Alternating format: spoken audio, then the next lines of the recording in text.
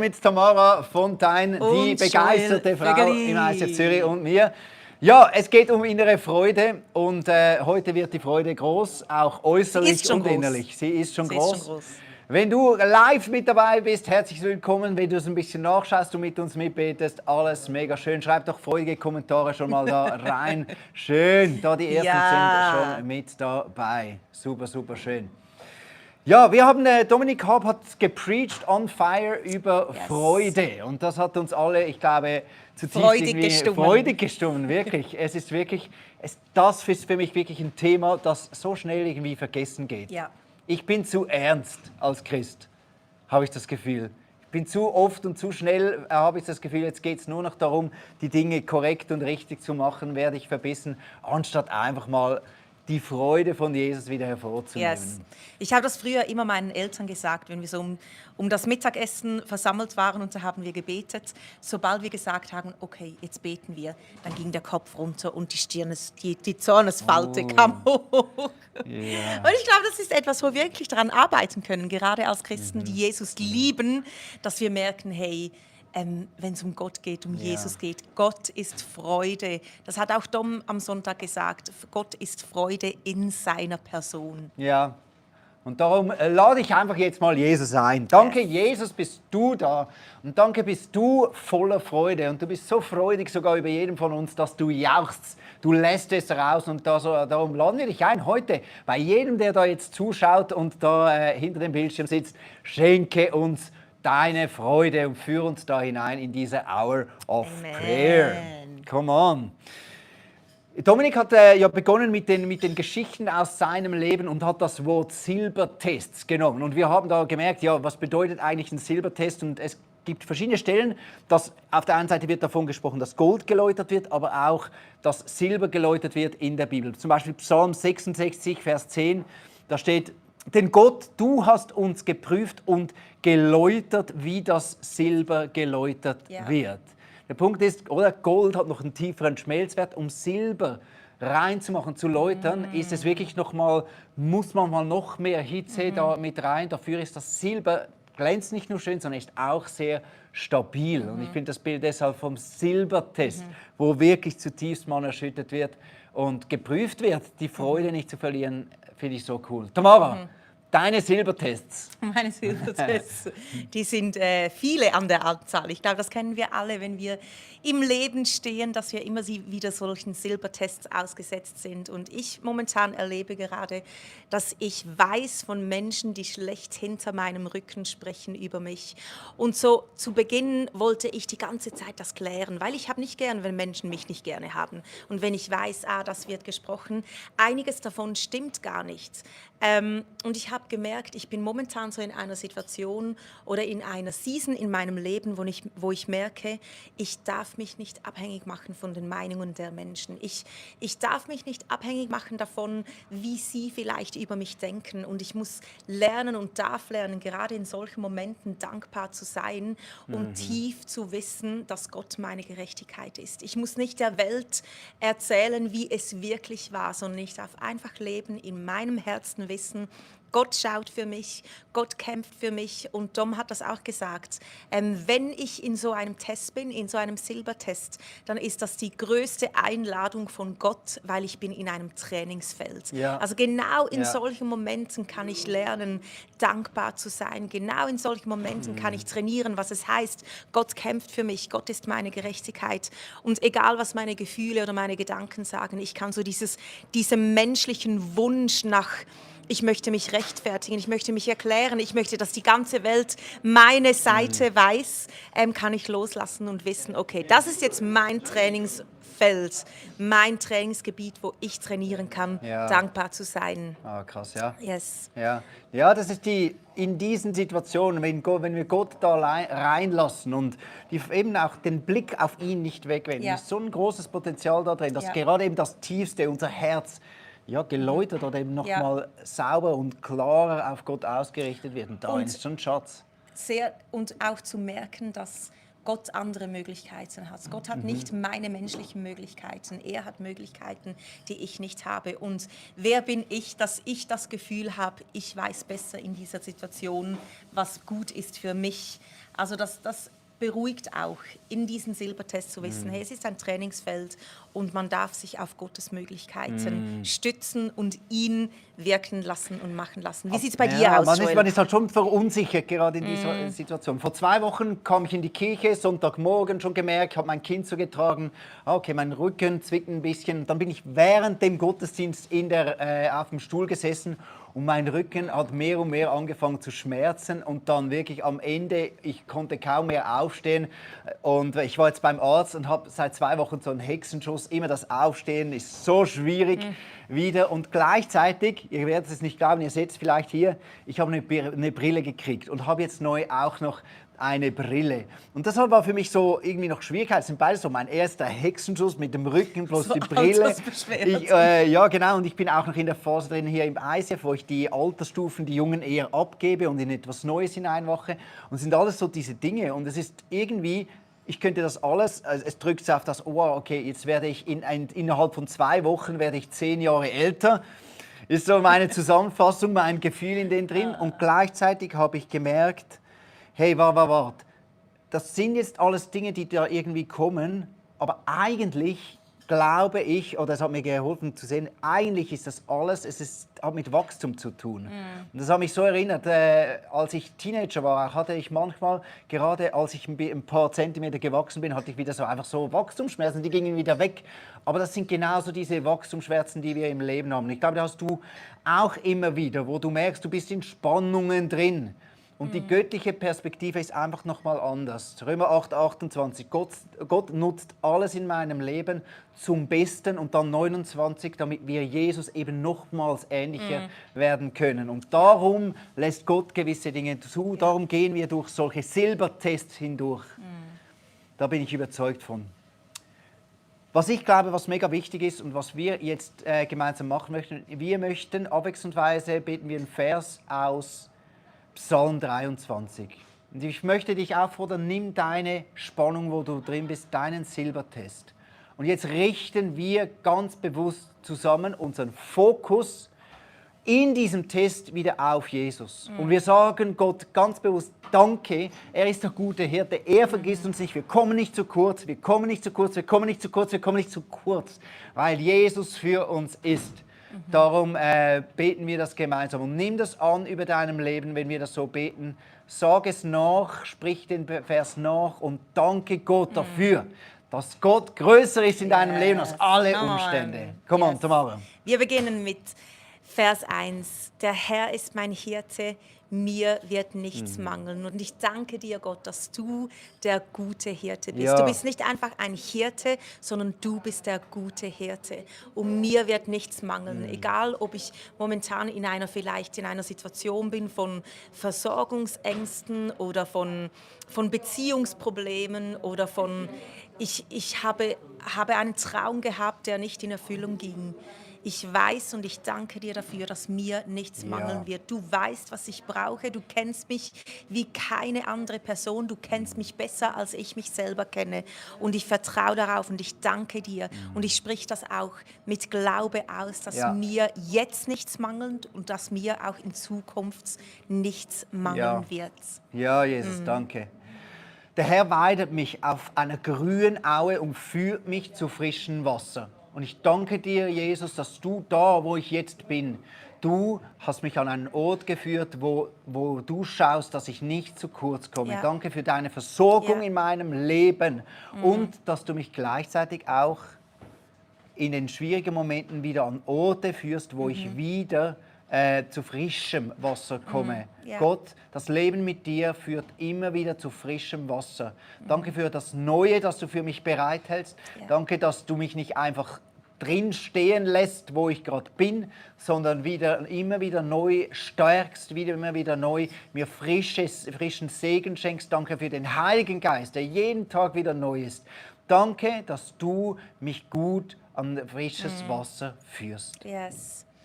Er erquickt meine Seele, er führet mich auf rechter Straße um seines Namens willen. Und ich danke dir, Jesus, dass gerade in diesem Silbertest, wo ich jetzt drin bin, dass du meine Seele erquickst, Ja. dass du mich erfrischst. Ich danke dir, dass alles Frische, alles Leben von dir kommt. Ich danke dir, dass du Leben bist und dass ich nicht irgendwo anders Leben suchen muss als nur bei dir allein. Und ich danke dir, dass du mich auf der rechten Straße führst. Du führst mich nicht irgendwo in die Wüste, in die Wildnis hinein, sondern du führst mich auf der rechten Straße. Und du sagst auch in deinem Wort, dass die Wege vorbereitet sind. Und ich wandle auf diesen vorbereiteten Wegen, wo Güte und Gnade mir folgen. Und ich danke dir, dass die Straße vorbereitet ist und dass Ja. es der richtige Weg Yes. ist. Nicht einfach ein Weg, den ich mir zusammenstellen muss oder der aus menschlicher Kraft gemacht ist, sondern du führst mich auf deinen vorbereiteten Wegen und dafür danke ich dir.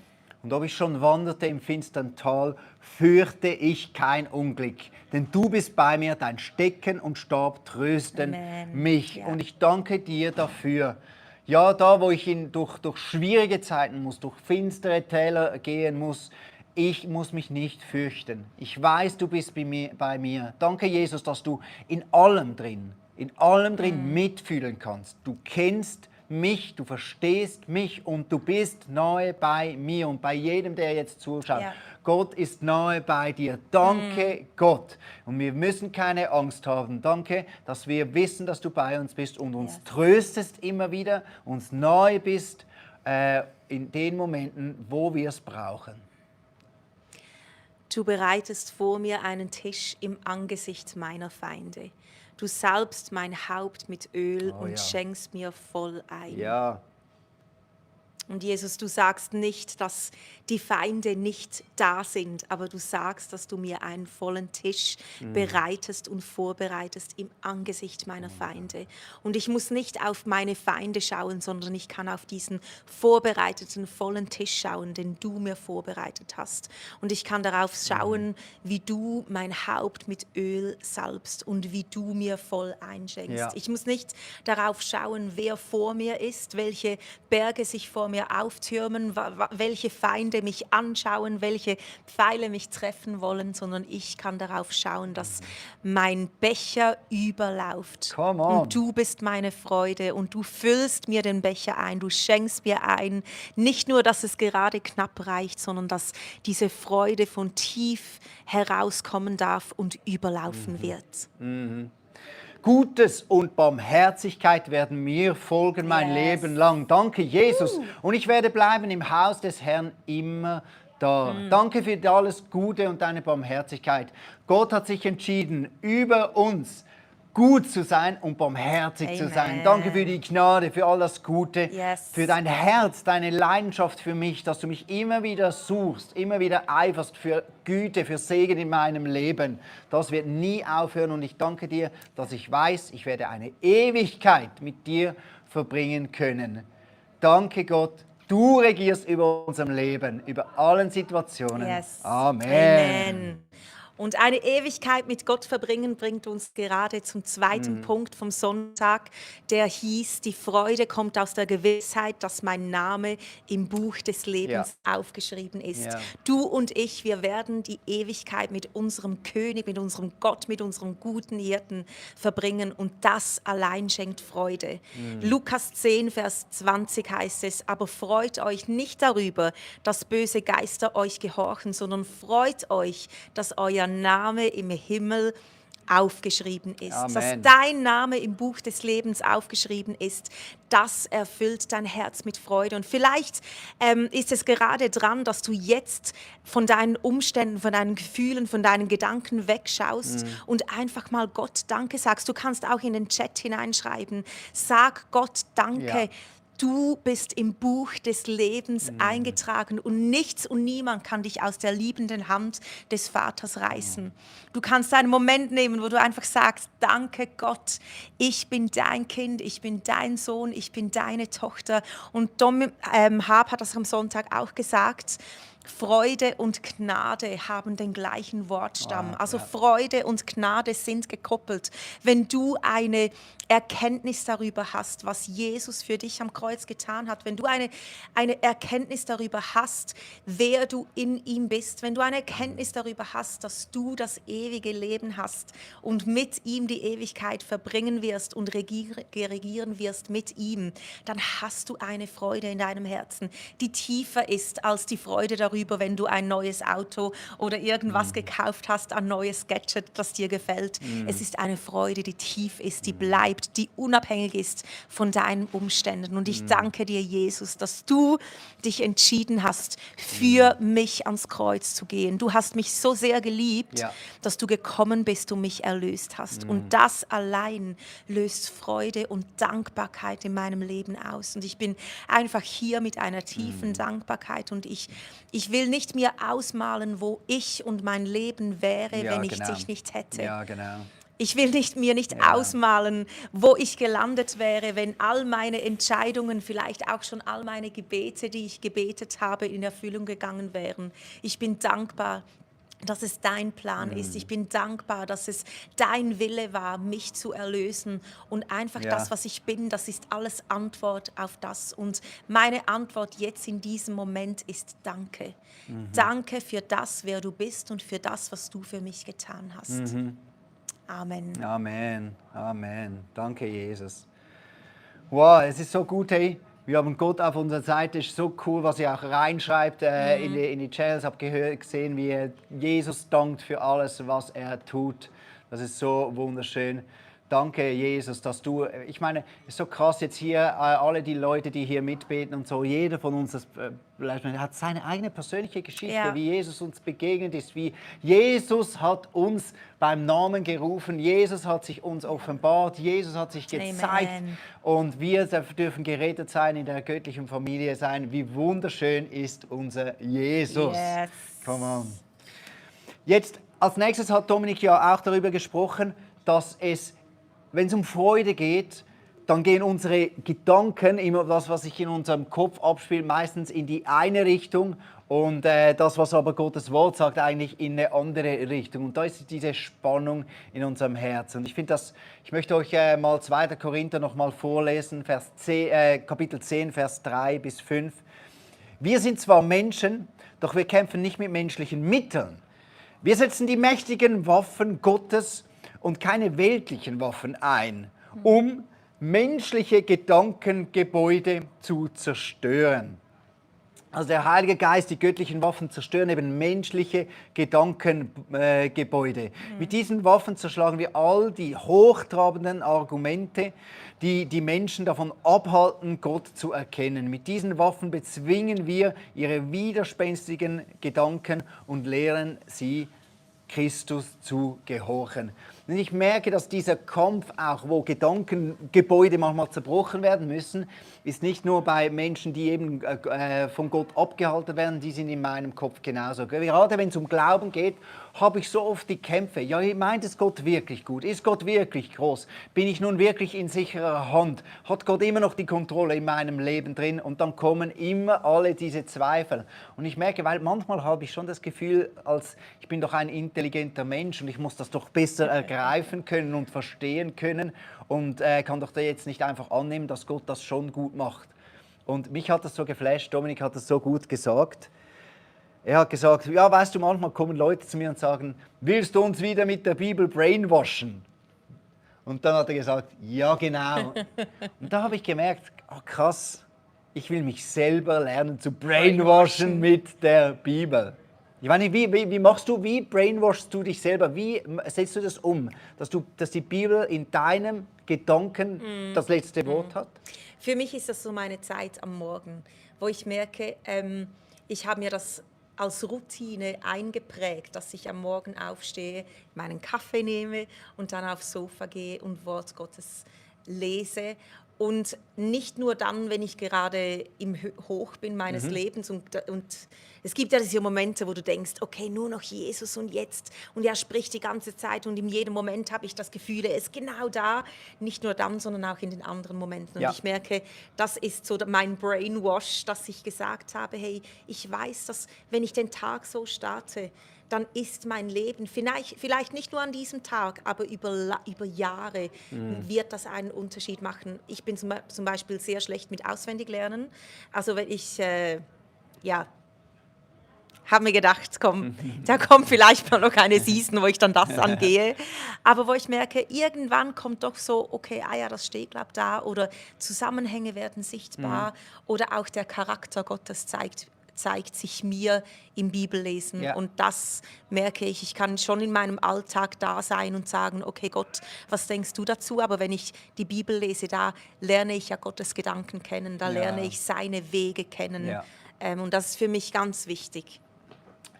Ich möchte mit euch jetzt in eine Interaktion gehen, wo wir einfach nochmal Bibelverse einander zusprechen oder zuschreiben oder auch selber für uns nochmal nehmen. Jetzt gibt es verschiedene Möglichkeiten.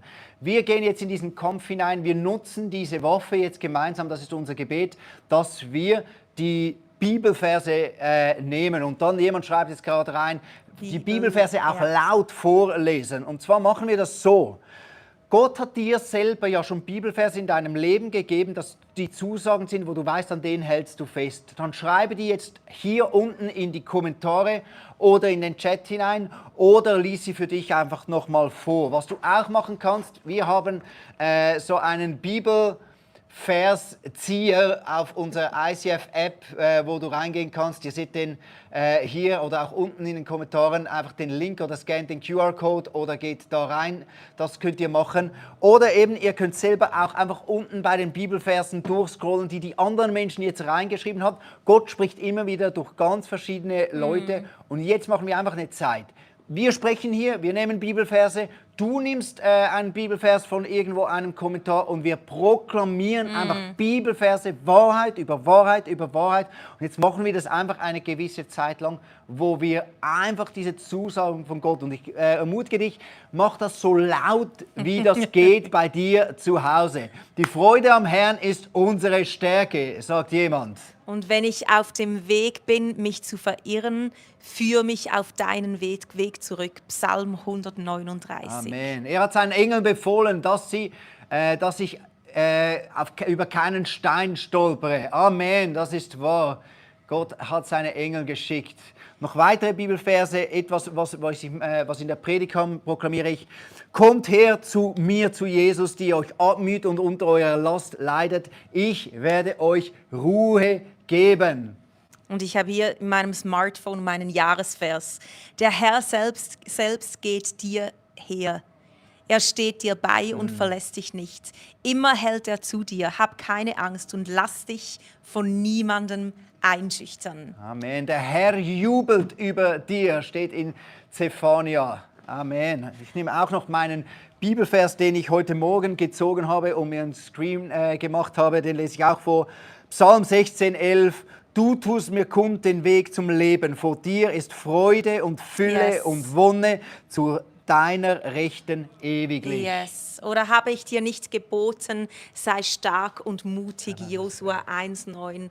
Und einer meiner Lieblingsverse, trachte zuerst nach dem Reich Gottes und nach seiner Gerechtigkeit und dann wird dir alles andere zufallen. Du kannst nach seinem Reich trachten und um den Rest kümmert sich Gott. Ja, genau. Und der in dir ist stärker als der in der Welt ist. Amen. Jetzt jemand hat noch Psalm 91 zitiert, lese ich gerade. Wer unter dem Schutz des Höchsten wohnt, der kann bei ihm, dem Allmächtigen, Ruhe finden. Yes. Das nehmen wir über unserem Leben. Und ich werde wohnen im Haus des Herrn alle Zeit. Das ist ein Versprechen, eine Verheißung. Du und ich, wir wohnen im Haus des Herrn für immer. Bei Gott ist alles möglich, schreibt jemand rein. Amen. Schreib auch jetzt, auch wenn du es nicht jetzt live schaust, sondern nachfolgend, schreib unten in die Kommentare einfach noch Bibelverse rein. Und dann, jetzt machen wir noch etwas anderes, jetzt werden wir noch ruhig und nehmen noch einen dieser Bibelverse, einfach wo wir merken, hey, da legt der Heilige Geist so Wert drauf, da spüren wir, da ist gewichtig, dieser Bibelvers nehmen wir noch und nehmen den heute in den Tag hinein. Vielleicht schreibst du ihn auf, du kannst ihn auf deine Handfläche schreiben oder kannst es machen wie ich, habe kurz den aufgeschrieben und so als auf mein Telefon habe ich ihn hier geschrieben, wie du das magst. Komm, Heiliger Geist, schenke uns ein Wort, ein Rema-Wort direkt in unser Tag hinein. Welchen Vers möchtest du uns schenken in unser Leben?